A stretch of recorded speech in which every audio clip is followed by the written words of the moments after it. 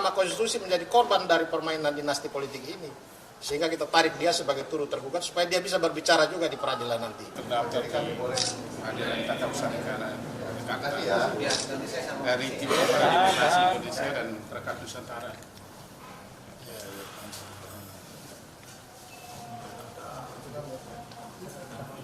Tergugatnya 12 orang.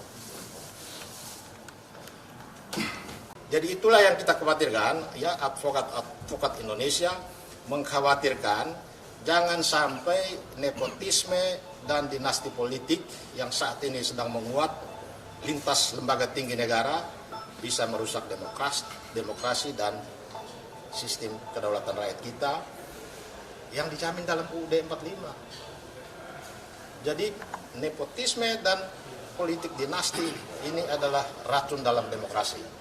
Itulah yang membuat kita sekarang ini mengajukan gugatan ke Pengadilan Tata Usaha Negara sebagai perbuatan melanggar hukum yang dilakukan oleh pejabat pemerintah dan badan-badan pemerintah.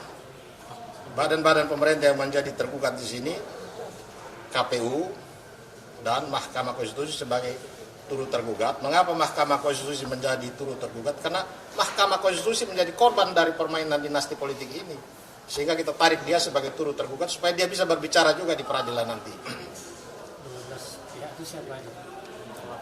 Tergugat 1 Presiden Jokowi, tergugat 2 Anwar Usman, tergugat 3 Gibran Rakabuming, tergugat 4 Bobi Nasution, tergugat 5 Prabowo Subianto, tergugat 6 KPU, turut tergugat 1-nya Mahkamah Konstitusi, turut tergugat 2 Saldi Irsa, turut tergugat 3 Arief Hidayat, keduanya hakim konstitusi dan 1 wakil ketua Mahkamah Konstitusi, turut tergugat 4 Ibu Iriana Jokowi, turut tergugat 5 Kaisang, turut tergugat 6 bocor alus politik Tempo.co. Mengapa Tempo.co kita tarik menjadi pihak dalam perkara ini? Bukan karena Tempo.co bersalah, tapi Tempo.co secara berturut-turut mengungkap bagaimana dinasti politik, nepotisme bermula dari Solo. Itu kata Tempo.co. Semuanya bermula dari Solo. Bahkan Ibu Iriana dijuluki di dalam Tempo.co itu sebagai Ibu Suri. Pembicaraan tentang kapan rencana untuk mencawapreskan Gibran itu terjadi sudah setahun yang lalu.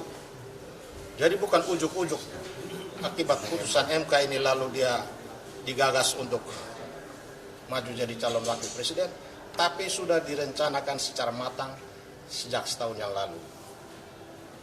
Hanya memang ini kan urusan di dalam kita tidak tahu, sehingga sulit dicegah. Sampai dengan masyarakat baru mulai mencurigai itu setelah beberapa perkara, 5 atau 6 perkara dengan substansi yang sama diajukan dalam waktu yang hampir bersamaan dan 1-2 perkara tentang bagaimana Gibran bisa jadi wakil presiden. Itu berarti hitungan-hitungan masyarakat bahwa saat ini kedaulatan rakyat bisa digusur, ya bisa digeser melalui dinasti politik, bisa jadi kenyataan. Sekalipun hasil pemilu memenangkan misalnya Anies Baswedan, paket 01 dinyatakan menang, kemudian paket lain menggugat ke Mahkamah Konstitusi, ini tidak menjamin bahwa kemenangan melalui hasil pemilu itu bisa dijamin akan menang terus di Mahkamah Konstitusi, karena Mahkamah Konstitusi punya wewenang untuk membatalkan. Karena dia punya wewenang untuk membatalkan, maka ketika hakim konstitusi atau ketua MK berkepentingan, dia memiliki konflik kepentingan kemudian membatalkan hasil pemilu, bisa saja karena memang dia berwenang. Sehingga undang-undang dari sejak lama mewanti-wanti tidak boleh hakim itu punya kepentingan baik karena hubungan keluarga, hubungan pertemanan, atau hubungan kerja ikut mengadili perkara.